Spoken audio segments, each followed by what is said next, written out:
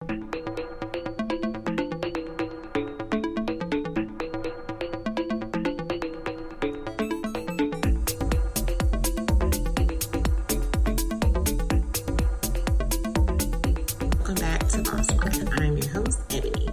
favorite go-to life coach. All right, so you know what time it is if you tuned in this week. I am ready to get started in building and encouraging you. So let's get into it, okay? So I hope you have set your candles, set your theme, set your music, whatever background you have to introduce your relaxation for tonight. So I am ready, so I hope you're ready, okay? The kids are in the bed, the husband is doing his thing so that you can do your thing if you're preparing for your day tomorrow, if you're preparing for your week, whatever you're doing. Make sure this is your time only, so that you can meditate on what we are talking about, okay? So last week we talked about knowing the signs of when it's time to move on from a dead-end job or position that you are currently in, okay? And then I realized that I didn't really give you guys like the definition of knowing exactly what is a job or career. So let me just take the time to explain exactly what a job is, okay? So a job is a role or post of employment that involves completing tasks and receiving a paycheck. A profession is a type of job that typically requires higher education, specialized training, and a code of ethics. A professional may also be paid based on their knowledge, skills, and experience, and may feel a sense of duty to their client and industry. Okay, an occupation is a job or a task taken on for purpose of earning money. A profession is a job or activity on a career path that requires education, training, and certification to do. A doctor is considered a profession because it takes years of education and experience. McDonald's is a occupation because it just takes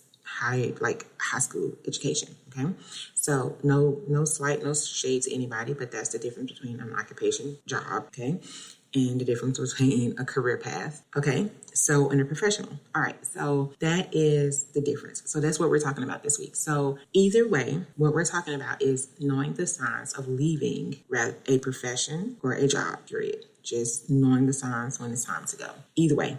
Like, it doesn't really matter where you're working, just knowing the signs of when it's time to leave a certain post. That's it. So this is part 2, okay? So like I said, I hope you guys are ready to get into this part 2 of this conversation. So last week we talked about knowing just the lack of growth, recognizing the physical and mental health that it brings into your life, like the negative impact of your health, the causing the stress, the anxiety, the burnout, just knowing those things and recognizing those signs, the lack of passion that you have, waking up every morning, getting to a certain place and feeling like you're just overwhelmed and just not really wanting to face the day. And you shouldn't feel that way going into anybody's establishment.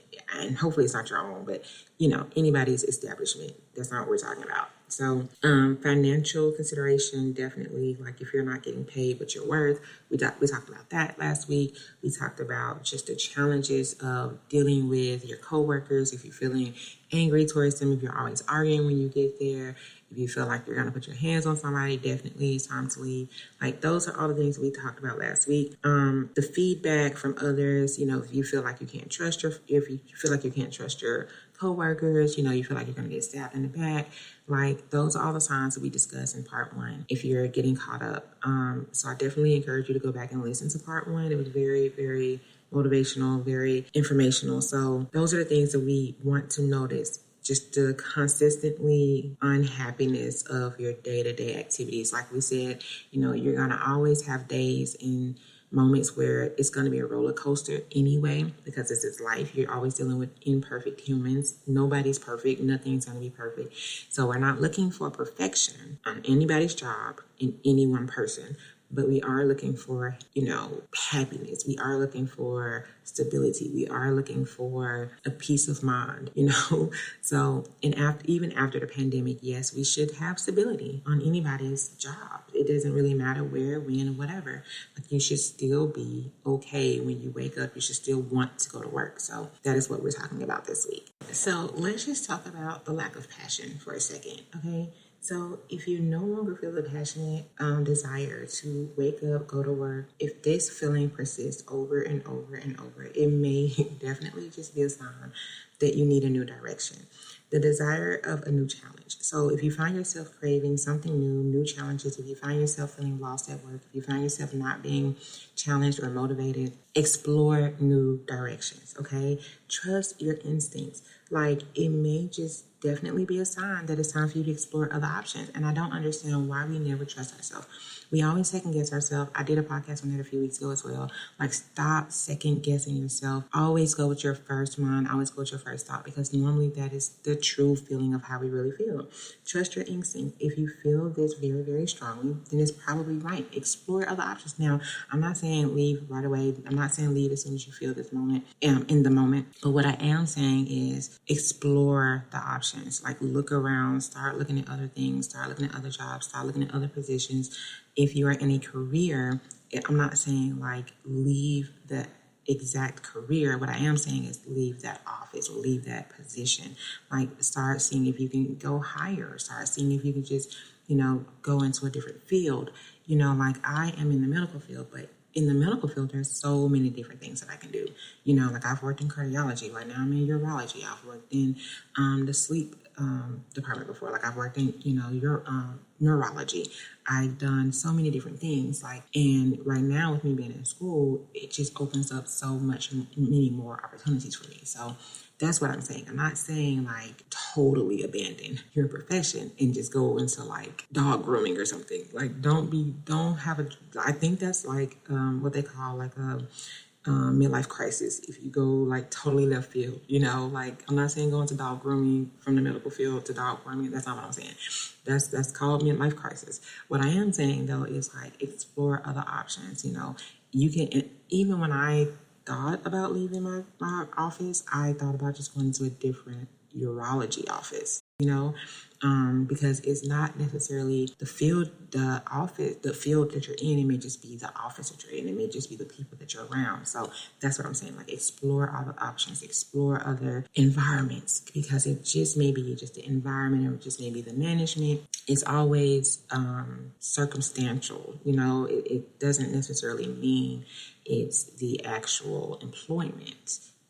Or it may be vice versa. It may be circumstantial, like the people, the management is not the actual career path. Okay? Does that make sense, guys? For some of us, if your current position doesn't align with your values, it can just be challenging. But if you can actually clearly define what aspects of your job conflict with your values, understanding the specific issues can help determine the best course of action. So if that's the case, plan the transition. If you decide to leave your current job, create the plan and then transition to a new role. Like we discussed earlier, like that may be just the thing for you. So update your resume, add the current positions that you're doing now, and then beef up your resume, beef up the things, like make sure you create specific roles for yourself and make sure you guys like Google actual terminology. Don't just make your resume sound good and then you get on a job and then you can't do what you actually put on your resume, because I work with people like that and it's like, oh my God, how did you get this job?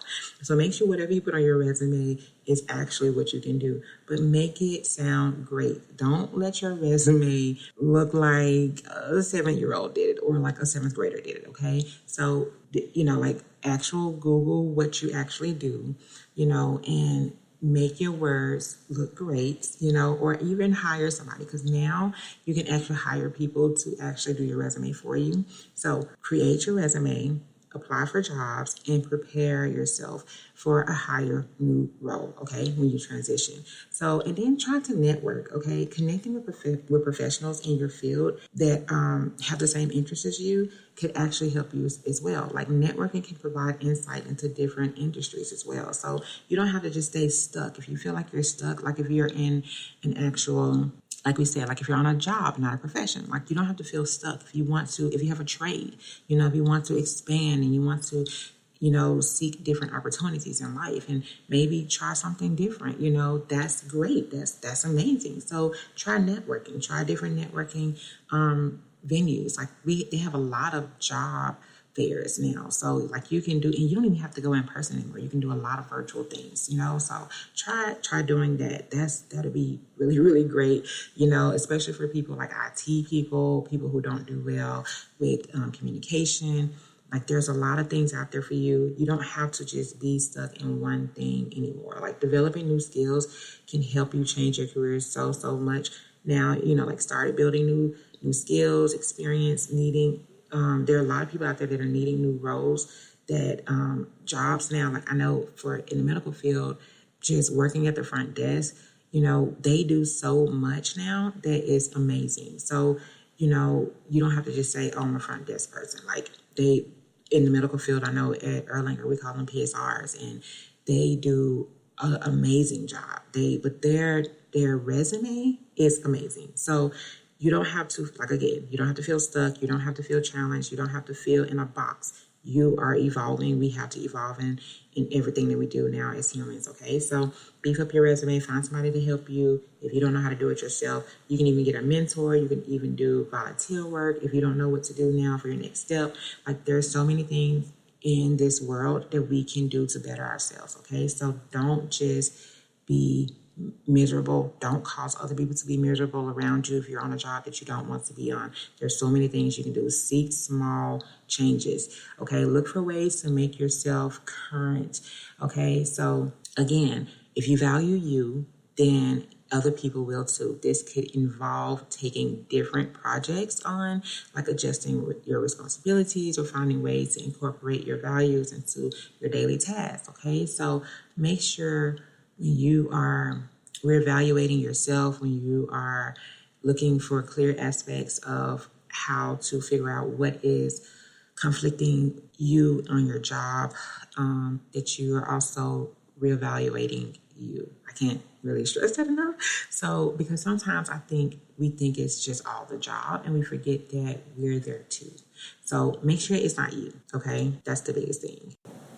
One thing that I do want to point out, though, one challenge that I do want to leave you guys with this week is being fulfilled, making sure that you know your purpose in life, okay?